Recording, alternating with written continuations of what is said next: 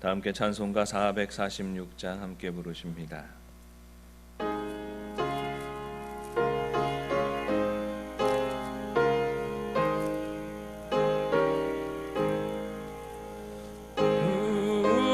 음성 외에는 잠기 품없도다. 날 사랑하신 주 늘 계시옵소서.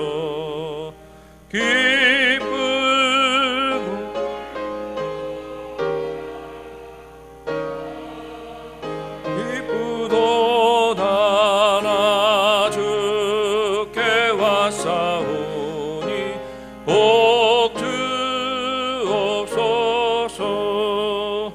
나 주께 왔으니 복 주시옵소서.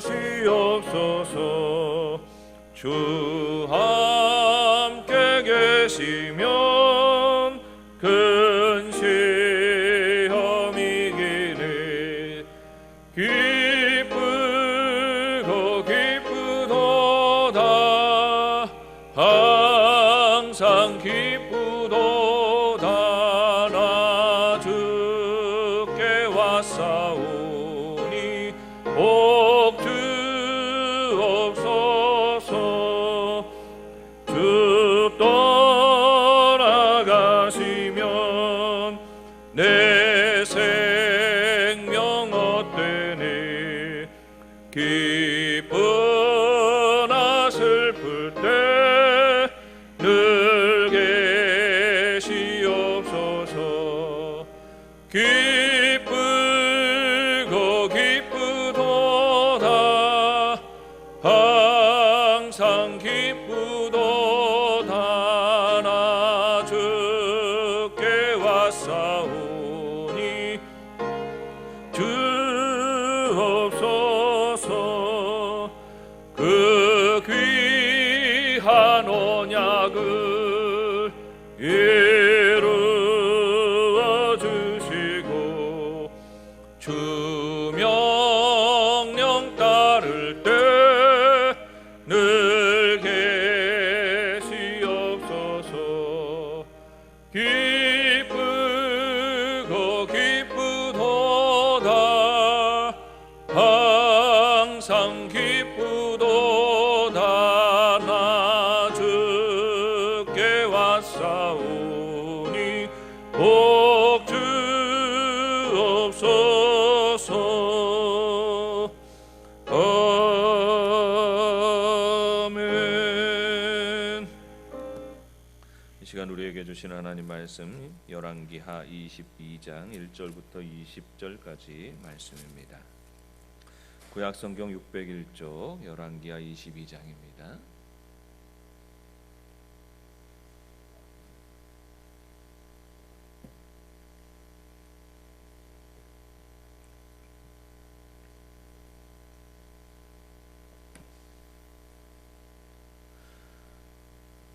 제가 한 절 읽고 여러분이 한 절 읽고 우리 한 절씩 교독하십니다. 요시야가 왕위에 오를 때의 나이가 8세라 예루살렘에서 31년간 다스리니라. 그의 어머니의 이름은 여디다요 보스갓 아다야의 딸이더라.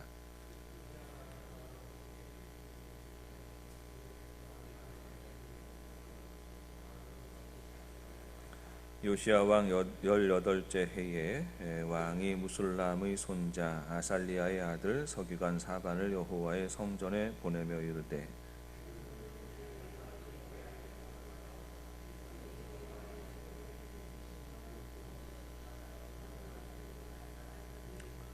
여호와의 성전을 맡은 감독자의 손에 넘겨 그들이 여호와의 성전에 있는 작업자에게 주어 성전의 부서진 곳을 수리하게 하되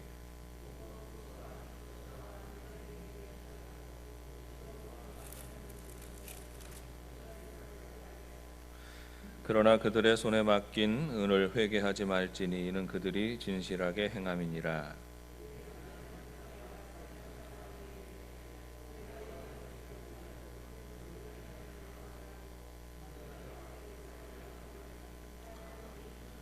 서기관 사반이 왕에게 돌아가서 보고하여 이르되 왕의 신복들이 성전에서 찾아낸 돈을 쏟아 여호와의 성전을 맡은 감독자의 손에 맡겼나이다 하고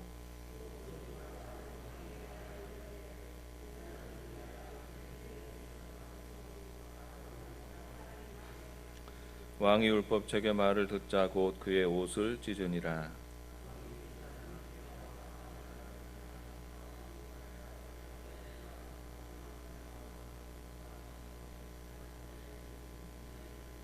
너희는 가서 나와 백성과 온 유다를 위하여 이 발견한 책의 말씀에 대하여 여호와께 물으라. 우리 조상들이 이 책의 말씀을 듣지 아니하며 이 책에 우리를 위하여 기록된 모든 것을 행하지 아니하였으므로 여호와께서 우리에게 내리신 진노가 크도다.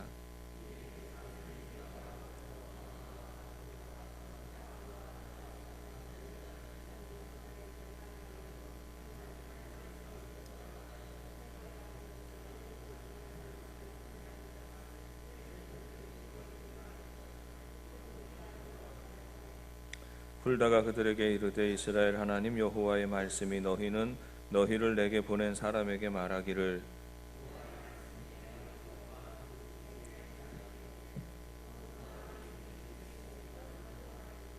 이는 이 백성이 나를 버리고 다른 신에게 분향하며 그들의 손의 모든 행위로 나를 경노하게 하였음이라. 그러므로 내가 이곳을 향하여 내린 진노가 꺼지지 아니하리라 하라 하셨느니라.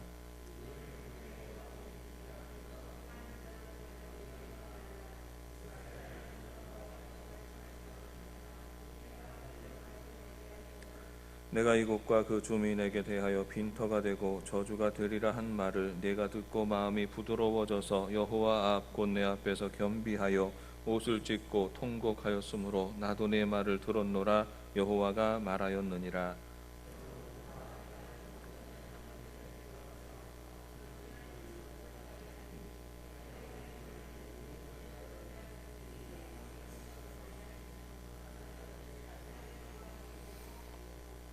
아멘. 성경을 그대로 펴놓고 말씀을 함께 받도록 하겠습니다. 개혁이라고 하는 말은 사전적으로 찾아보면 제도와 체제를 뜯어 고쳐서 새롭게 한다라는 그런 의미를 가지고 있습니다. 이렇게 개혁이 필요한 시대는 어떤 시대이겠습니까? 체제가 낡고 또 체제가 오염되고 타락하여서 또 기존의 체제와 제도를 가지고는 한 나라를 한 공동체를 잘 유지하지 못하는 상황이 될 때에 개혁을 말하게 되는 것입니다. 대부분 개혁이라는 말이 나타나고 또 사용되어지는 때는 권력자들의 부패가 심해질 때 이런 이야기가 나오게 됩니다. 왕이든 대통령이든 또 권력을 가지고 힘을 사용하고 어떤 국가의 체제와 제도를 이끌어가는 사람들이 부패할 때에, 그래서 백성들이 그로 인하여서 많이 힘들고 어려울 때에 이 상황을 바꾸기 위해서 개혁가들이 개혁을 말하는 것입니다.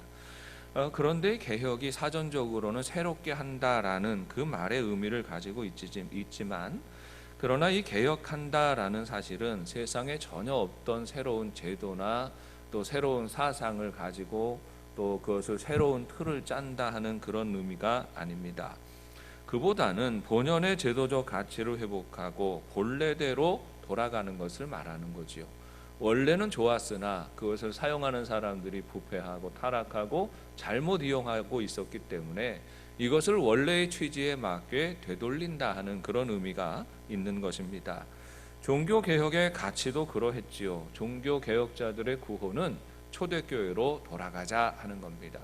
초대교회에는 숭고하고 아름다운 가치를 지키고 있었고 순전한 복음에 붙들려서 있었고, 그래서 역사와 능력이 많이 나타났는데 이것이 사람이 모인 집단이 되어지다 보니까 자꾸만 세월이 지나가면서 그 안에서 본래의 취지가 사라지고 복음의 순전함이 사라지게 되었다라고 하는 것이지요. 정치 제도화되었기 때문에 종교개혁자들은 외치는 겁니다. 다시 본래의 순전한 교회의 모습을 되찾자라고 하는 것이었지요. 그런 점에서 생각을 해보면 개혁이란 생뚱맞게 새로운 어떤 제도나 체제를 말하는 것이 아니라 원래대로 돌아간다 하는 그런 의미가 있겠습니다.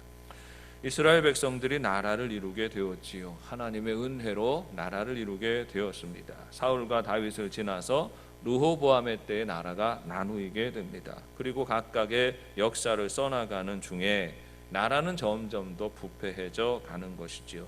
점점 더 우상이 만연하게 되고 백성들은 자기 권력에 집착하여서 오히려 권력자들은 자기 권력에 집착하여서 백성들을 탄압하고 수탈하는 모습을 보이게 되는 겁니다. 역사가 진행되어질수록 점점 더 개혁의 필요성이 나타나게 되는 것이지요.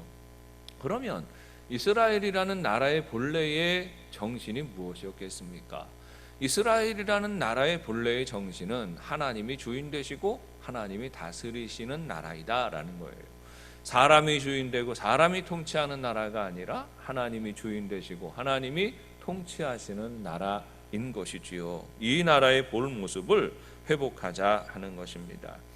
하나님이 아브라함을 택하셔서 본토 친척 아비집을 떠나게 하실 때부터 하나님은 이 아브라함의 자손을 통하여서 나라를 이루실 계획을 가지고 계셨습니다. 거룩한 나라를 이루시는 것이지요. 모세를 통하여서 이스라엘 백성들을 인도하시고 광야의 40년 길을 걷게 하시고 40년 만에 가나안 땅에 약속의 땅에 들어가게 하시고 나라를 이루실 때에도 우리 하나님의 본래의 뜻은 하나님의 뜻에 순종하는 나라를 세우는 것입니다. 하나님이 통치하시고 다스리시는 나라이지요. 그러니까 이스라엘 백성들 역사 속에서 왕이 다스리는 때가 있었고 사사가 다스리는 때가 있었지만 본질적으로 이 나라의 제도가 중요한 게 아니라 이스라엘은 신정국가라는 말이에요. 하나님이 다스리시고 하나님이 통치하시는 그 나라의 모습을 지켜가는 것을 하나님은 기대하신 것입니다. 하나님이 통치하시고 하나님이 다스리시고 하나님이 세우시는 율례와 법도를 귀히 여겨서 이스라엘 백성들이 순종하여서 하늘의 복을 맛보고 누리게 하는 나라, 이 나라가 이스라엘을 세우실 때에 하나님이 가지고 계셨던 그 나라의 기대인 것입니다. 그러나 이스라엘 백성들이 그런 나라를 지키지 못했지요. 그들의 모든 제도와 법도는 온 백성이 다 하나님을 경외하고 하나님을 섬기는 삶에서부터 시작되어지는데 그 본질적인 것조차도 이스라엘 백성들은 지키지 못하게 됩니다. 무너지게 되는 것이지요. 끊임없이 밀려 들어오는 이방신들에게 그 자리를 내주게 되고 이스라엘은 영적으로도 타락하게 됩니다. 결국 그로 말미암아서 온 나라의 질서가 무너져 버리게 되는 것이지요. 하나님은 이러한 사태를 끊임없이 바로잡으시고자 하셨습니다. 끊임없이 선지자들을 보내셨지요. 그들을 일깨우시고 돌아오게 하셨습니다. 북왕국 이스라엘은 일관적으로 이 선지자들의 목소리를 외면했습니다. 하나님의 경고의 음성이 들릴 때마다 무시하고 외면하고 하나님 말씀으로부터 떠나 살게 되는 것입니다. 결국 기원전 722년에 아수르에 의하여서 멸망을 경험하게 되는 것입니다. 남왕국 유다에는 그래도 선지자들의 소리에 귀 기울이는 왕들이 있었습니다. 남왕국 유다에는 5명의 위대한 종교개혁가들이 있었지요. 선지자들을 통하여서 외치는 소리가 무슨 소리예요? 돌이켜보면 개혁의 소리입니다. 개혁의 필요성을 끊임없이 외치는 그 선지자들의 소리를 듣고 돌이켜 나라를 바르게 하고 정결하게 하려고 노력하였던 왕들이 있었던 것입니다. 그 5명의 왕들이 세워짐으로 말미암아 이스라엘은 멸망을 좀 더 늦추는 그런 역사를 쓰게 되는 것입니다. 오늘은 그 개혁의 마지막 왕이었던 요시야 왕의 일대기를 살펴보면서 이 요시야 왕이 마지막 왕이라고 그랬지 않습니까? 물론 그 이후에도 4명의 왕이 등장합니다마는 요시야가 어떻게 보면 유다의 명맥을 유지하는 마지막 기회였던 사람입니다. 그러나 정말 몸부림치면서 나라를 바로잡으려고 애썼던 그런 인물인데 이 인물을 생각하면서 오늘 우리가 살아가는 이 시대가 말세의 시대 아닙니까? 마지막 때를 우리가 살아가고 있는데 이 시대를 우리가 어떻게 살아가야 하는지, 오늘날 여러 가치관이 혼란한 시대가 되어버렸는데 이 시대 속에서 우리가 다시 돌아가서 붙들어야 하는 참된 가치 기준이 무엇인지 돌아보고 함께 생각하는 시간이 되기를 바랍니다. 요시야는 유다의 16대 왕입니다. 16번째 왕이에요. 8살의 왕이 올라서 31년간 나라를 다스리게 됩니다.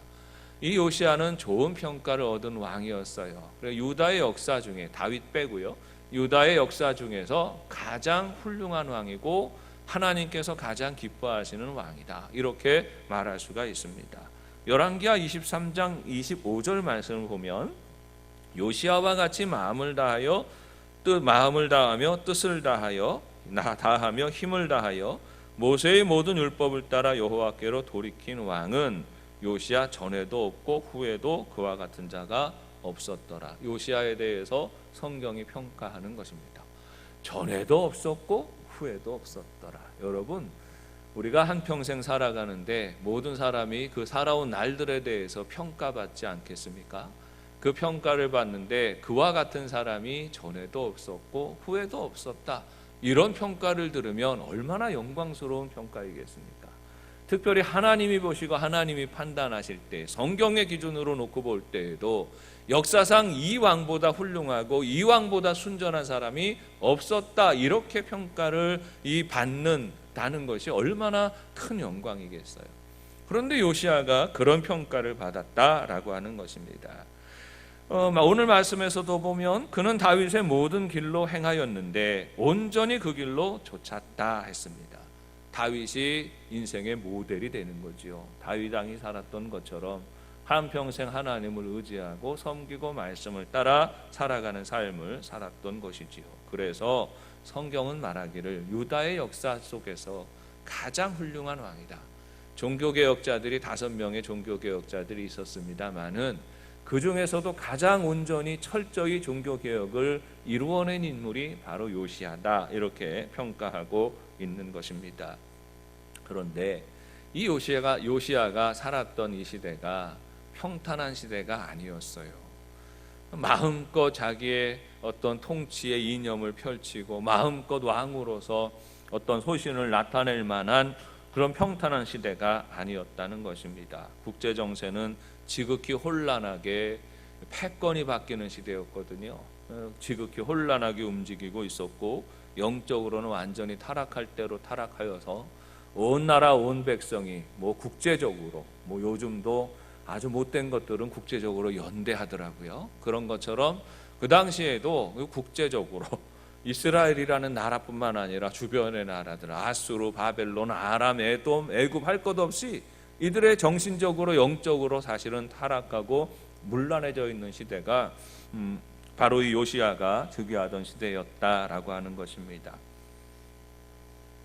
그 시대를 살아가면서 모든 가치관이 혼란하고 영적으로 타락한 그 시대에 명확하게 하나님을 바라보고 의지하고 하나님 말씀의 기준을 세우고 회복하고 영적인 회복을 이루고 국제적인 관계 안에서도 외교를 참 잘했어요. 잘하면서 시대를 잘 분별하며 나라를 다시 세우는 그런 위대한 왕이 요시야라는 사람이었습니다.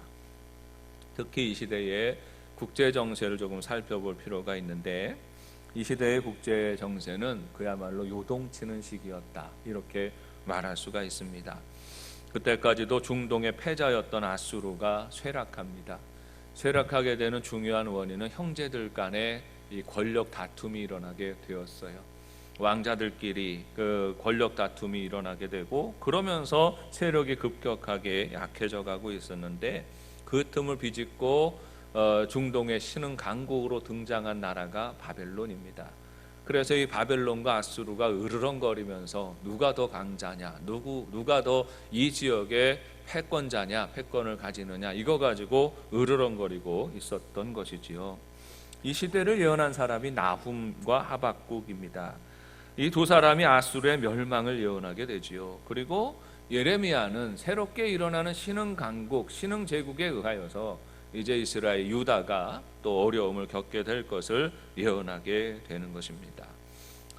국제 정세가 어떻게 돌아가는지 몰라요. 한치 앞을 볼 수도 없는 겁니다. 오늘날처럼 이렇게 통신이 발달하고 인터넷이 발달해서 어느 나라에서 뭐 했고 누가 뭐 했다, 오늘 아침에 트럼프가 무슨 얘기를 했고 푸틴이 무슨 얘기를 했고 시진핑이 뭐라고 했는지 지금은 뭐 아침에 말하면 다 전해지지 않습니까? 국제사회가 다 알게 되고 나름대로 정보망을 가지고 있는 시대여서 우리나라가 어느 편에 서야 되고 또 어느 입장을 지지해야 되는가 하는 것들을 나름대로 잘 판단하고 분별할 수 있겠습니다만은 뭐 그 당시에는 그런 것도 없잖아요.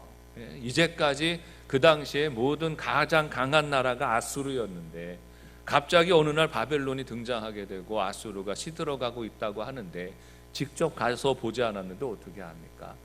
그러니까 각 작은 나라들마다 이게 어떻게 어느 편에 서야 되는지를 놓고 고민을 하던 그런 시기였다라고 하는 것입니다.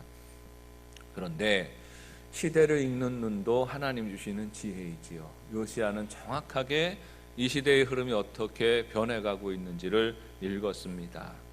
그래서 요시야는 기원전 622년에 그동안에 맺고 있었던 아시리아와 맺고 있었던 정치적 관계를, 여러 외교 관계를 단절해 버리게 됩니다. 그리고 이거는 곧 바벨론의 편에 서겠다 하는 그런 뜻이겠지요. 그리고 친 바벨론의 입장에서 외교를 만들어가게 되는 것입니다.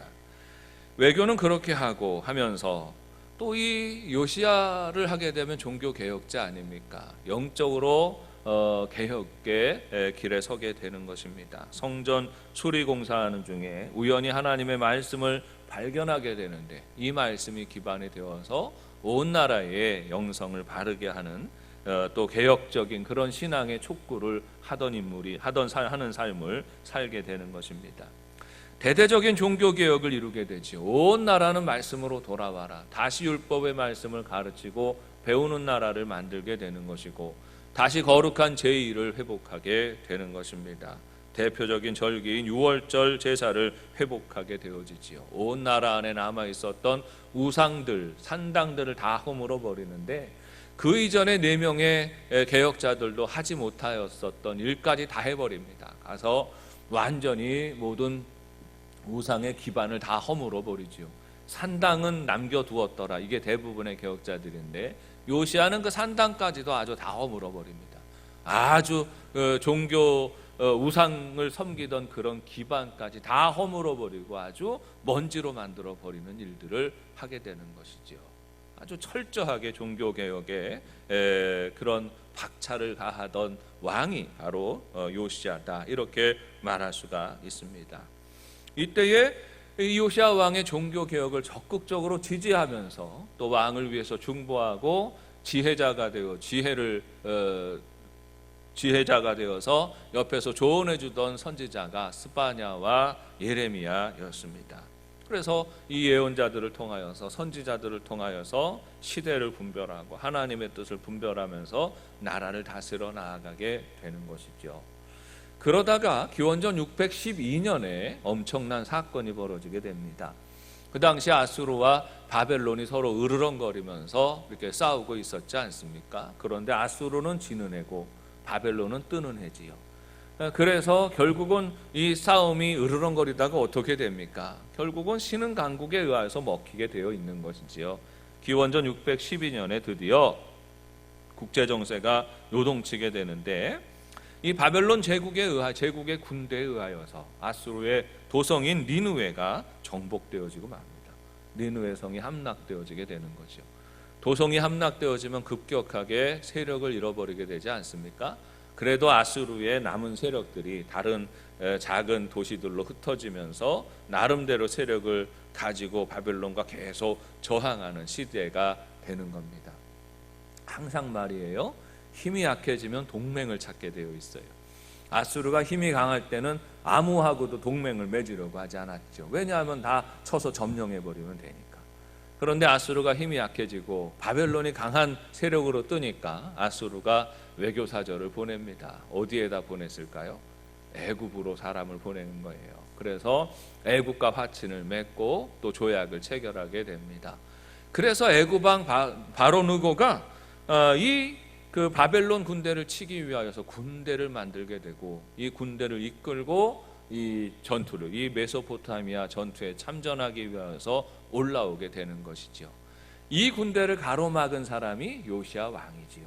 이 군대를 가로막고 이 군대, 이 전쟁에서 애굽이 참전하는 것이 유익하지 않다고 그렇게 말하면서 이 무기또 평원에서 이 애굽의 군대를 막고, 그러다가 그것이 전쟁이 되어서 싸우다가 결국 무기또 전쟁에서 요시야 왕은 전사하게 됩니다.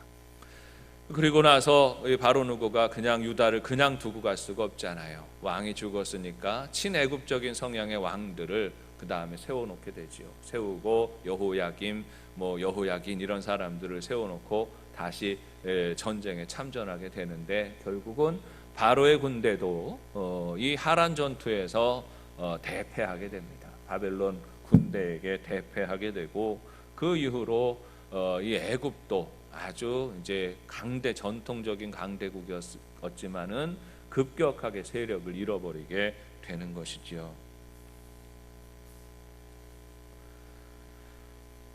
이 전쟁, 하란 전쟁이 바벨론과 애굽이 싸운 전쟁인데, 하란에서 애굽이 패배하고 난 이후에 고대 중동의 패권은 아수르에게 넘어가게 됩니다. 아수르가 온 나라를 다스리게 되는 것이지요. 그러면 시대가 그렇게 변해가면 그 상황을 잘 눈치채고 어느 편에 서야 될지를 알아야 되잖아요. 근데 유다의 지도자들이 그런 지혜가 없었어요. 대부분 그런 지혜는 옛날에 선지자들을 통하여서 얻었는데, 이 요시야는 선지자들을 가까이 두고 선지자를 통하여서 지혜를 얻었지 않습니까? 그런데 그의 뒤를 잇는 4명의 왕들은 그렇게 하지 않습니다. 끊임없이 예레미야를 통하여서도 끊임없이 하나님의 지혜를 저들에게 전하였습니다마는 끊임없이 부정하고 외면하게 되지요. 그러다가 결국은 계속해서 친애굽적인 그런 입장을 취하다가 바벨론 군대에게 멸망을 당하게 되는 것입니다. 그런 점을 생각을 해보면 요시야가 참 아쉽지요. 그냥 성경을 이렇게 읽다가 보면 이 열왕기하 22장에서 참 아쉽다 하는 생각을 가지게 됩니다. 만약에 요시야가 한 20년만 더 살아서 나라를 잘 다스렸으면 아마도 이 다윗의 시대만큼 그런 강대한 나라를 회복할 수 있었지 않을까 하는 그런 생각을 하게 됩니다. 유다 편에서는 아쉬움이 많이 남지만, 그러나 그마저도 하나님의 크신 섭리 가운데 이루어진 일임을 우리는 고백해야 되는 것입니다. 그러나 요시야의 개혁이 비록 실패하는 개혁이 되었습니다마는 이 요시야의 몸부림치던 이 삶의 모습은 후대 우리 신앙인들에게 귀감이 됩니다. 그리고 거대한 시류에 맞서서 싸우는 개혁가의 그 삶의 모범을 우리에게 보여주는 거죠. 시대가 다 하나님을 등지고 떠나가고 시대가 완전히 오염되어 있었지만, 그러나 그 시대 가운데 분연히 일어나서 하나님 편에 서고 하나님 앞에 순전한 가치를 지키고 살았던 의연한 그 삶의 모습을 통하여서 오늘 우리는 우리 시대에 사실은 점점 더 이 하나님을 무시하고 하나님을 떠나가고 더러운 풍조에 휘말려가는 시대 속에서 우리 그리스도인들이 어떻게 살아야 하는지를 다시 한번 돌아보고 생각하게 해주는 것입니다. 오늘은 말씀을 통하여서 요시야 왕은 종교 개혁자지요. 개혁하는 인물이었는데 요시야의 개혁의 특징을 살펴보고 또 이 특징을 통하여 오늘 우리 삶에 또 다른 지혜를 얻고자 하는 것입니다. 우리가 요시야의 개혁을 생각하면 제일 먼저 생각해야 될 점이 있습니다. 요시야의 개혁의 가장 중요한 특징은 하나님의 말씀으로 돌아가자 하는 것입니다. 요시야의 외침도 결국은 하나님 말씀으로 돌아가자 하는 것이에요. 요시야의 치세 기간 중에 벌어진 가장 중요한 사건이 오늘 본문 말씀에, 같이 읽은 본문 말씀에 등장하고 있습니다. 요시야 왕이 다스린 지 18째 해였다라고 말하고 있어요. 그러면 몇 살이죠? 8살의 왕이 올라가서 18년이 지났으니까 26세가 되었을 때에 일어난 일입니다. 오랫동안 요시아가 즉위하던 그 시대는요, 오랫동안 악한 왕이 다스리던 때입니다. 남한국 유다도 영적으로 타락하고 문란해져 있었던 때예요. 예루살렘 성전 안에도 우상들이 서게 되고 우상의 제단들이 서고, 그 예루살렘 안에서도 자식을 왕이 자기 자식을 제물로 바치는 이런 끔찍하고 처참한 일까지 벌어질 만큼 이 요시아가 즉위하기 이전에 몇 왕의 그 시대는요, 참담하기 짝이 없는 그런 시대였습니다. 영적으로 타락할 대로 타락해져 버렸지요. 그렇게 되니까 어떻게 되겠습니까? 우상을 섬기는 나라가 되어지면 우상을 섬기는 문화와 우상에 연관된 경제 기반은 잘 만들어져서 돌아가지요. 반면에 하나님의 성전은 어떻게 되겠습니까? 하나님의 성전은 소홀하고 외면하게 되는 것이고, 보수를 해야 되는데 내버려 두게 되는 것이고, 그래서 성전이 피폐해지는 그런 상황이 벌어지게 되는 겁니다. 성전 안에서 제사가 드려져야 되고, 성전 안에서 말씀이 가르쳐져야 되고, 성전에 모여서 하나님을 예배하는 일들이 지속되어져야 하는데, 온 나라 온 백성이 우상을 예배하는 때가 되었으니까 하나님 앞에 나오는 사람이 없는 거예요. 제사장들도 먹고 살 일이 없는 거, 어떻게 할 수가 없는 거예요. 그러나 제사장들도 다 뿔뿔이 흩어져 버리게 되는 것이죠. 예루살렘 성전이 마치 폐허처럼 방치되어지는 그런 상황이 수십 년 이어지게 되는 것입니다. 그런 상황 속에서 요시아가 왕위에 오르게 되었어요. 요시아는 선한 왕이었죠. 다윗의 길로 가려는 사람이었습니다. 그렇게 다윗의 길로 가려고 하는데 아직 철이 없으니까, 힘이 없으니까 어떤 일을 하지 못하게 되는 겁니다. 18째 해가 되었을 때에 어느 정도 영향력을 끼칠 수 있게 되었을 때에 이 요시아가 명을 내리게 되지요. 하나님의 성전에 헌금궤를 두고, 그리고 거기에서 성전에 드나드는 사람들이 거기에 헌금을 하게 해라 하고, 그 헌금을 통하여서 이 성전을 다시 보수하고 성전이 성전 기능을 할 수 있게끔 만들라는 명을 내리게 됩니다. 그러니까 문짝도 다 떨어져 있었고, 다 먼지나 이런 거 가득해 있었고, 그릇들도 어디 들어가 있는지 모르고, 그 안에 온갖 우상에게 제사하는 데 쓰는 그릇들도 같이 섞여 있고 뒤섞여 있고, 그런 난장판이 되어 있었던 것이죠. 그때에 대제사장을 명하여서 다시 제사장들과 레위인들을 독려하여서 성전을 보수하게 한 사람이 요시아 왕입니다. 그렇게 해서 세월이 지나가고 있는데 오늘 놀라운 일들을 경험하게 되는 거죠. 성전을 보수하다가 그동안에 방치되어져 있었던 율법의 두루마리들을 발견하게 되는 것입니다. 성전엔 방이 많았으니까, 그래서 막 방치되어 있고 먼지 구덩이가 되어 있는 그런 곳이 되었으니까, 그래도 이제는 이 성전을 다시 소지하고 온 제사장들과 레위인들이 또 성전을 소지하고 수리하고 그러지 않았겠습니까? 그렇게 하는 중에 어느 방에서 이 율법의 두루마리를 발견하게 되는 것입니다. 이 발견한 책이 무엇이냐 하는 것에 대해서는 의견이 분분합니다. 아마도 오늘 요시아에게 와서 서기관 사반이 읽어낸 부분은 신명기의 부분으로 알려져 있어요. 신명기의 내용이었을 거다라고 추정되어지지만, 그러나 이때 발견한 두루마리가 어떤 그 율법의 두루마리냐라고 했을 때 몇 가지 의견이 있어요. 첫째는 이건 신명기만 있는 두루마리일 거다. 두 번째는 제사장들이 주로 그 예식을 집례하는데 필요한 내용들만 기록되어진 규례집이었을 거다. 성경 구절들이 빽빽하게 정리되어진 규례집이었을 거다라는 의견들도 있습니다. 그러나 많은 학자들이 지지하는 것은 요세푸스라고 하는 역사학자가 설명하는 것을 지지하는데, 이것은 아마 이 성전에 비치되어져 있었던 모세 오경 전부를 말하는 것이다. 이렇게 그렇게 추정을 합니다. 그러니까 이때 발견한 두루마리가 한 권이 아니라 많은 양의 두루마리들을 발견하게 되는 것이죠.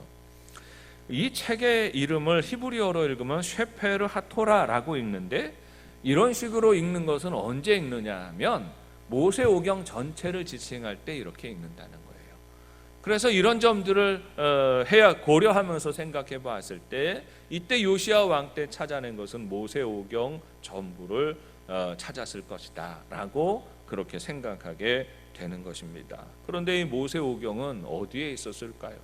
뭐 어디에 있었는지는 모르겠지만 원래 이 모세오경이 있던 곳이 있어요. 성전에는 모세오경, 율법의 두루마리가 토라가 이렇게 있었는데 토라가 어디 있었느냐 하면 신명기 31장 26절에 보면 이 율법책을 가져다가 너희 하나님 여호와의 언약궤 곁에 두어 너희에게 증거가 되게 하라 했습니다. 이 책은 성전에 비치해 두는 책이에요. 제사장들이 사용하는 책이었죠. 끊임없이 읽으면서 또 하나님의 말씀을 율법대로 법도대로 이 말씀의 법도대로 제사와 여러 가지 일들을 수행하는 일들을 하기 위하여서 성전 언약궤 옆에, 그런데 제사장들이 이렇게 볼 수 있는 곳에다가 두었던 것이죠. 수시로 읽게 한 것입니다. 그런데 이 율법책이 원래 있는 곳은 제사장들이 수시로 드나들면서 보면서 읽어야 되는 그런 책이었거든요. 그런데 거기 있어야 되는 게 어디 이상한 데 숨어 있게 된 이유가 무엇이었을까요? 아마도 므낫세 왕 때에 엄청나게 우상이 장려되어지고 또 성전이 아주 피해를 보게 되지요.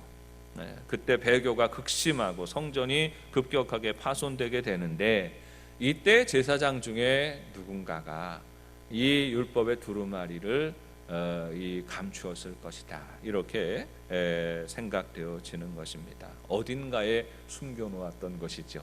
성전 안에 어느 곳, 뭐 다락이든지 지하 어떤 방이든지 모르겠습니다만은 성전 안에 어떤 곳에다가 숨겨놓았던 것이 이제 성전을 수리하는 때가 되어지니까 그것까지도 찾아내게 되는 거죠. 저 사람의 손길이 닿지 않던 구석방에 숨겨져 있었던 말씀의 두루마리를 찾아내게 되는 것입니다.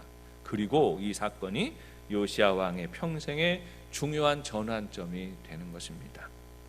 왕이 서기관 사반에게 율법책의 내용을 읽게 하는데 쭉 말씀을 읽어갈 때에 이 왕의 마음에 감동이 일어납니다. 견딜 수가 없어요. 그래서 말씀을 보니까 왕이 그 말씀을 듣다가 일어나 자기 옷을 찢었다 이렇게 기록하고 있습니다. 그리고 제사장과 신하들에게 일러서 이 책의 말씀에 대해서 더 자세하게 그 의미를 물어보라 이렇게 명합니다. 그리고 이렇게 명하는 데에는 지금 그들이 겪고 있는 이 재앙의 역사가 바로 하나님의 말씀을 지키지 않았고 하나님의 말씀으로부터 자기 민족이 떠났기 때문이다라는 이 깨달음을 요시야 왕이 얻게 되는 것이에요. 자기 민족이 지금까지 살아왔던 이 모든 역사의 기준이 하나님의 말씀이었다는 것을 깨닫게 되는 겁니다. 말씀에 사로잡히지 아니하고 말씀을 떠나가서 지금 우리가 이 재앙 가운데 있구나 하는 사실을 깨닫게 되는 것이죠. 그래서 더 정확히 말씀을 해석하게 하고 또 백성들에 나아가 전하기를 명하는 것입니다. 왕의 명령을 받은 대제사장 hil기야와 이 신하들이 찾아간 곳이 있었습니다. 예루살렘 둘째 구역에 있던 여선지자 훌다를 찾아가게 돼요. 이 첫째 구역, 둘째 구역이라는 건 뭐냐면 오늘날로 말하자면 이 둘째 구역은 신도시예요. 그러니까 처음에 예루살렘이 이 도시가 만들어진 것은 예루살렘이 산 위에 있는 도성이잖아요. 산 위에 이 정상에서 이제 도시가 만들어지고 성벽이 세워졌는데 나중에 성이 확장되어지면서 이 골짜기 중간까지 내려오게 되는 것입니다. 이렇게 확장되어지는 그 지역을 둘째 지역이다 이렇게 말하게 되는데 이곳에 거주하던 여선지자 훌다를 찾아가게 되는 것입니다. 훌다는 성경에 등장하는 몇 명 안 되는 여선지자 가운데 하나이지요. 그런데 이 사람을 굳이 찾아가는 이유가 무엇이었겠습니까? 나름대로 그 시대 이 궁정 안의 사람들에게 훌다가 거룩한 영향력이 있었다는 것이지요. 여성이지만 그러나 영적으로 깨어있는 사람이었고 기도하는 사람이었고 그래서 이 훌다를 통하여서 지혜를 얻고자 하는 사람들이 많이 있었다라고 하는 것입니다. 이 훌다에 대해서 설명하기를 예복을 담당하던 살룸의 아내였다 이렇게 말하고 있어요. 그러니까 이 집안 자체가 궁정에서 일하던 사람이었다는 말이에요. 당시의 선지자들은요, 궁정을 출입하는 궁정 선지자가 있었고, 그냥 일반 백성들을 대상으로 하나님의 말씀을 전하는 일반 선지자가 있었습니다. 주로 이제 궁정을 드나들면서 왕에게 조언하는 선지자들도 있었고, 백성을 상대하는 선지자들이 있었다는 것이죠. 북왕국의 역사를 보면 엘리사가 주로 그 기능을 담당을 했습니다. 왕과 교제하면서 왕에게 지혜를 제공하기도 했죠. 그런데 이 훌다가 궁정 선지자였다. 라는 왜 이 여자에게 갔느냐라고 할 때에 당시에 스바냐도 있었고 예레미야도 있었잖아요. 그런데도 불구하고 훌다를 찾아가는 것은 그만큼 영적인 또 권위가 또 있었다는 얘기고, 그의 집안 자체가 궁정에서 일하는 사람 가족이었기 때문이에요. 그래서 일찍부터 또 궁정 선지자로서 훌다가 또 역할을 감당하고 있었던 것입니다. 15절 말씀에서 보면 너희는 너희를 내게 보낸 사람에게 말하기를 이라고 표현하죠. 그러니까 이 hil기야와 신하들이 가서 물어보게 되는데, 이 물어보는 질문에 대하여서 이 선지자로서 대답을 해줍니다. 대답을 할 때 이렇게 표현해요. 이렇게 너희는 너희를 내게 보낸 사람에게 말하기를. 이거는 일반적인 사람들이 쓰는 그런 말투가 아니라는 것이죠. 열왕기하 1장 6절 말씀에서 보면 엘리야가 이렇게 말합니다. 자기에게 사신을 보낸 아하시야 왕에게 똑같이 말하죠. 너는 너희를 내게로 보낸 사람에게 말하기를, 이렇게 응답할 때 이런 표현을 쓰는 겁니다. 이거는 일반 선지자가 쓰는 표현이 아니라 궁정을 출입하면서 왕과 상대하는 선지자가 쓰는 화법이 이 화법이었다는 거예요.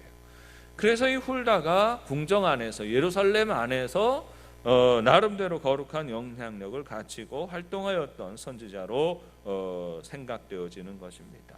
그래서 hil기야도 신하들도 얼른 생각할 때, 물론 다른 위대한 선지자들이 있었습니다마는 먼저 훌다를 생각해내고 훌다를 찾게 되는 것이지요.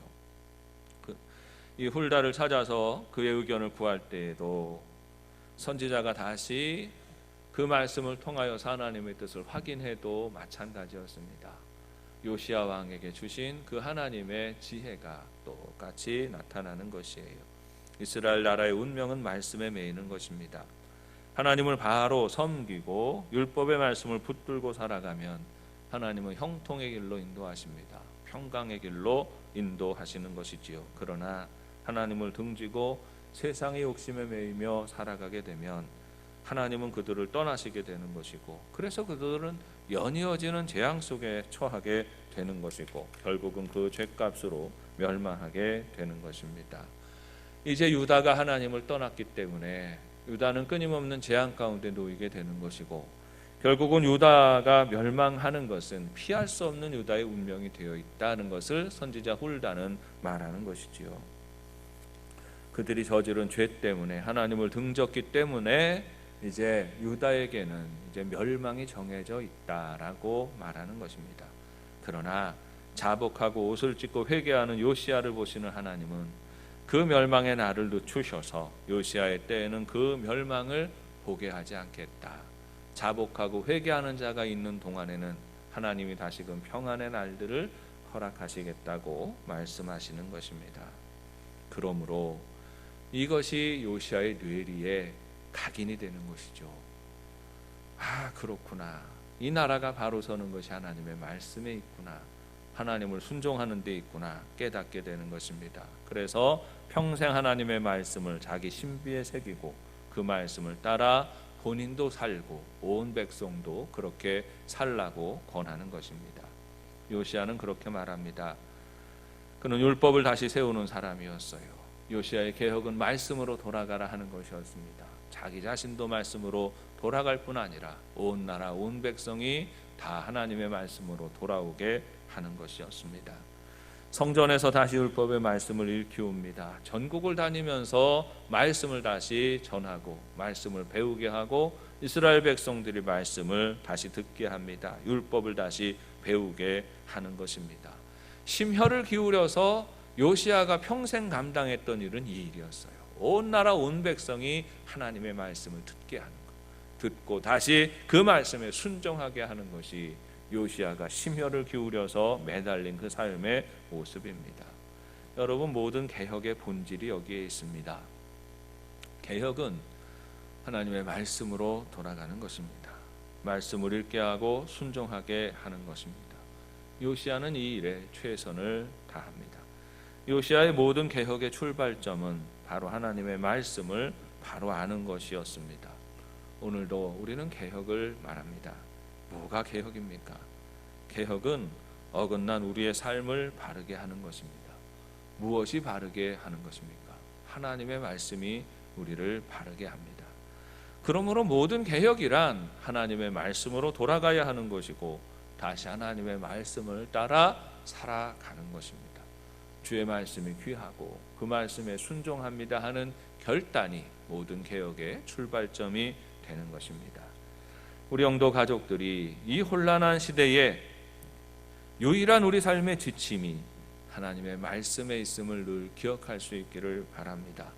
이 시대를 살아가는 지혜도 그래요. 오늘날 진리가 얼마나 많습니까?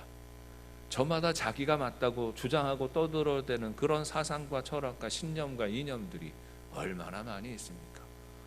예전에는 말도 못하던 사람들이 그냥 나와서는 이 삶이 옳은 삶이라고 그렇게 대놓고 주장하고 떠드는 시대를 우리는 살아가고 있지 않습니까?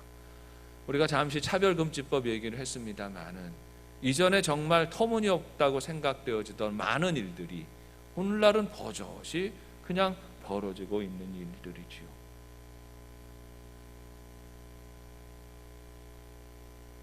다 자기가 옳다고 말을 합니다.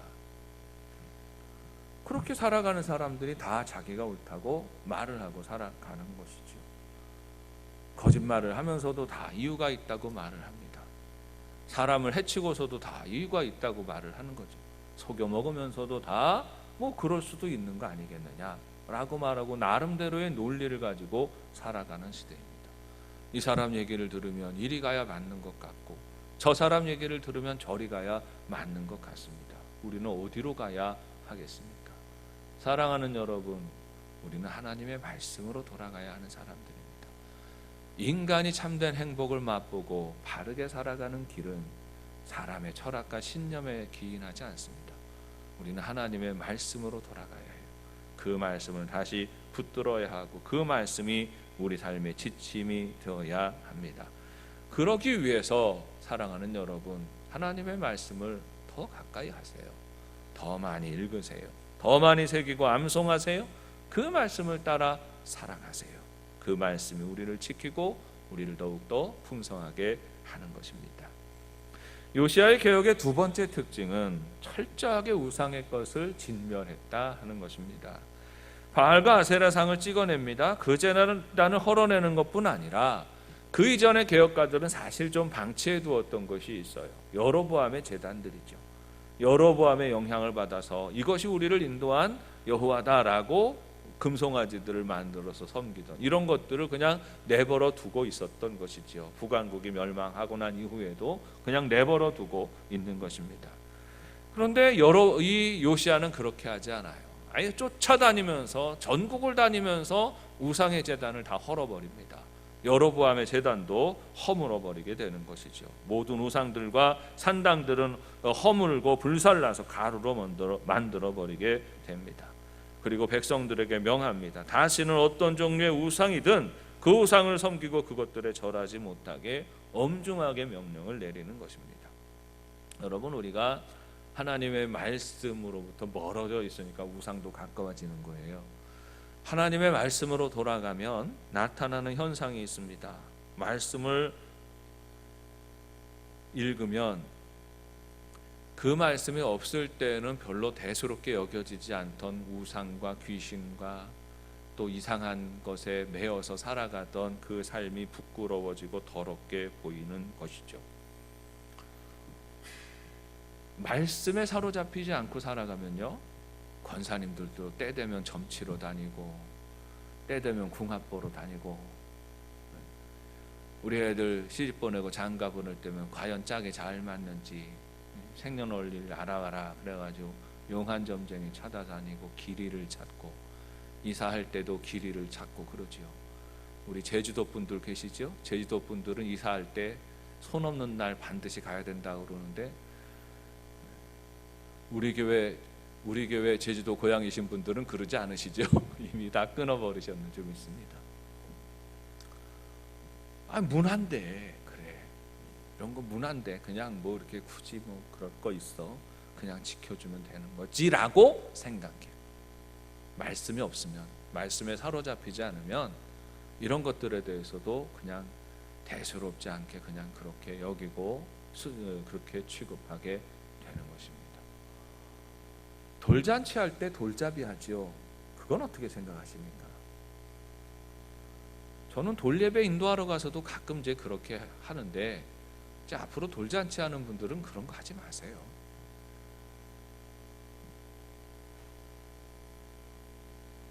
하나님의 문화가 아니지요. 우상의 문화들, 점쟁이의 문화들 이런 것들이 그냥 슬그머니 우리 삶 속에 의식 속에 슬쩍 남아있는 것들이 있어요. 그러면 어떻겠나. 아유 이런 거 너무 굳이 그렇게 예수 믿는다고 요란을 떨 거 뭐 있나. 뭐 다른 데서 요란을 떨지도 않으면서도 또 유난히 그럴 때 되면 요란 떨 게 필요한 요란 떨 거 뭐 있나 이렇게 논리를 가져가요. 그러지 마세요. 끊을 건 끊어야지 그리스도인이지. 말씀이 이 안에 새겨지게 되면 끊을 걸 끊게 됩니다. 하나님 보시기에 기뻐하시지 않고 하나님 보시기에 싫어하시고 미워하시는 그런 삶의 모습과 태도들에 대해서 끊어버리게 되는 거죠. 술 먹고 담배 피운다고 구원받지 못하는 건 아니에요. 술 마시고 담배 피워도 다 하나님 나라 가는데 하나님이 야 너 술 몇 병 먹었어? 주량이 어떻게 돼? 야 우리 여기는 그렇게 술 좋아하는 사람보다 그렇게 하지 않으세요. 술 잔뜩 먹고 술 고래였어도 예수 믿으면 구원받고 하나님 나라 가는 거죠. 그런데요 안타까운 건 뭐냐면 정말 예수님이 이 안에 들어와 계시면 그게 끊어지는 거예요. 세속적인 그런 즐거움들이나 세속적인 자랑이나 재미들이나 심심풀이로 하던 모든 것들에 대해서 끊어지게 되는 겁니다. 왜냐하면 하나님을 섬기는 그 삶은 영이 깨끗해지는 거예요. 영이 깨끗해지면 주변의 더러운 것들을 용납하지를 못하는, 다 끊어내 버리게 되는 것입니다. 하나님의 말씀은 우리의 마음을 정결하게 합니다.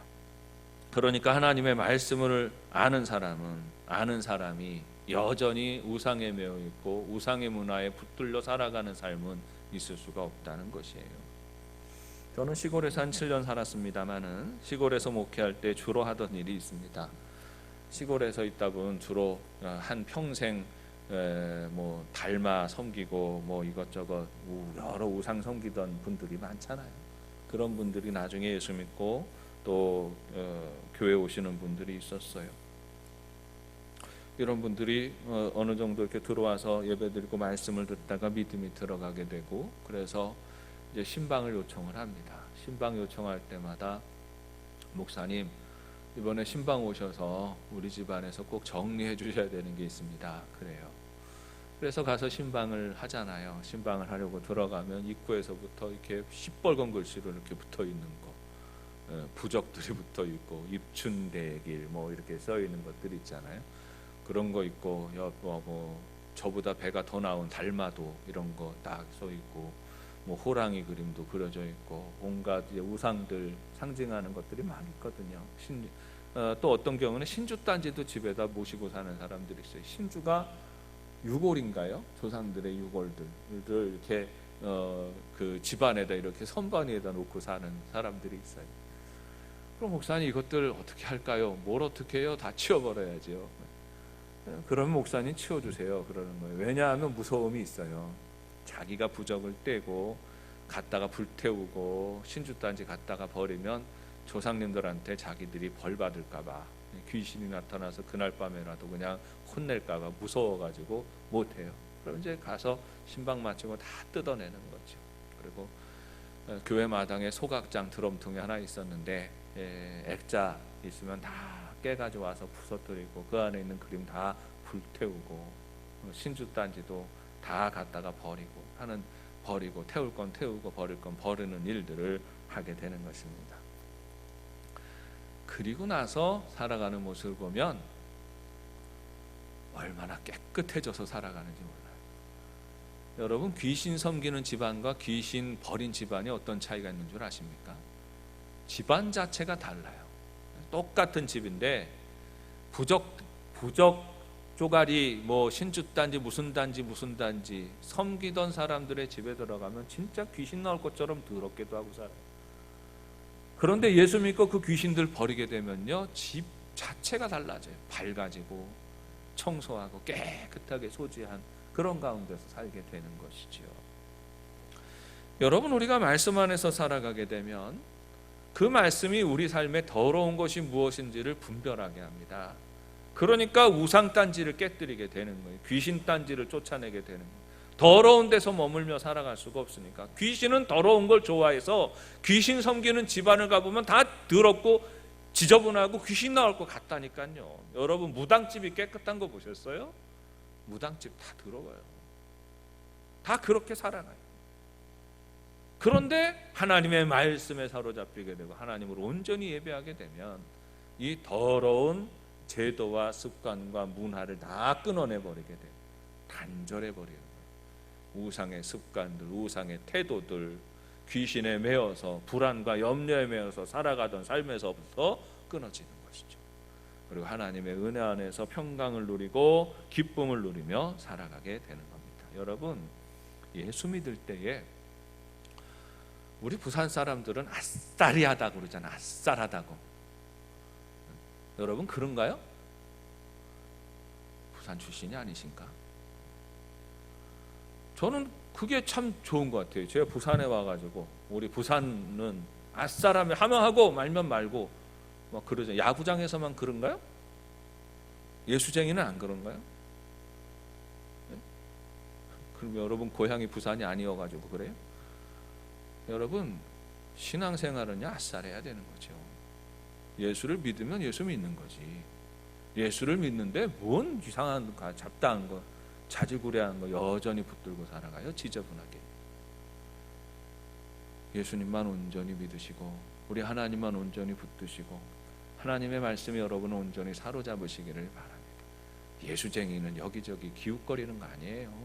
여기저기 미련 두고 살아가는 것도 아니에요. 예수쟁이는 온전히 하나님의 말씀에 매이는 것이고 그 말씀을 따라 살아가는 것입니다. 그렇게 살아갈 때에 복을 누리게 되는 것이죠. 이 복이 풍성한 영도 가족들 되시기를 바랍니다. 세 번째로 요시야의 개혁의 특징은 온전한 예배가 회복되어지는 것이죠. 이어지는 23장 이하의 그 말씀을 보면 다시 요시야가 행한 6월절 회복의 역사가 일어납니다. 23장 21절 이하의 말씀에서 요시야의 시대 영적인 축제가 벌어지게 되는데 율법책에 기록된 대로 6월절을 지키게 하는 겁니다. 온 나라의 명하에서 6월절을 지키게 하는데 얼마나 성대하게 지내는지 사사시대 이후로 이때까지 있었던 6월절 절기 중에 가장 성대하게 모였다, 이렇게 성경이 기록하고 있어요. 6월절 지키는 게 왜 중요합니까? 다른 절기를 지키는 것과 아울러서 다르게 6월절을 지키는 것은요, 하나님 앞에 예배하는 절기입니다. 6월절은 하나님의 구원을 경험하는, 하나님의 구원을 기념하는 절기예요. 하나님과의 깨어졌던 관계가 다시 회복되어지고 하나님을 예배하는 백성으로서의 삶을 시작하는 절기가 6월절 절기입니다. 6월절은 구원의 절기예요. 그래서 예수님도 어느 절기에 십자가를 지십니까? 6월절에 십자가를 지시는 거죠. 6월절 절기에 맞추어서 무교절 기간 중에 예수님께서 십자가를 지시게 되는 것입니다. 사람이 하나님과의 온전한 관계를 회복하는 의미가 있어요. 이 절기는 다시 하나님의 자녀가 되고 하나님의 백성이 되고 하나님을 예배하는 자가 된다는 그런 의미가 담겨 있는 것입니다. 그러므로 이 절기를 지키는 것은 이스라엘 백성들이 다시금 온전히 하나님을 예배하는 예배자가 되는 것입니다. 하나님을 예배하는 삶을 회복한다는 말이에요. 말씀으로 하나님을 알고 하나님께 돌아오는 사람들은 반드시 하나님을 예배하는 자리로 나아가게 되지요. 그 일을 즐거워합니다. 여러분, 예배를 즐거워하는 것이 참된 그리스도인이에요. 다시 거꾸로 올라가면 예배에 대한 즐거움이 없고 기대도 없고 망설임만 있다. 아직 버리지 못하는 우상의 잔재들이 있는 것이고, 더 깊이 들어가면 아직 하나님의 말씀이 그 심령을 사로잡지 않았기 때문이다. 이렇게 말할 수가 있는 겁니다. 말씀이 사로잡으시는 인생은 우상으로부터 떠나가고 온전히 하나님을 예배하는 삶이 돼요. 하나님을 기뻐하고 예배하는 이 일들을 즐거워하게 되는 것입니다. 사랑하는 여러분, 오늘 예배에 또 참여하는, 온라인으로 참여하는 가정에서 예배에 참여하는 우리 성도 여러분,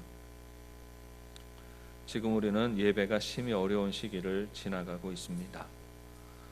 그런데 정말 솔직하게 예배자로서의 우리의 모습과 우리의 마음을 돌아보십시다. 정말 코로나가 문제인가요? 하나님을 예배하는데 코로나19 때문에 못 나오는 건가요? 예배하지 않는 건가요? 예배는 마음이지요.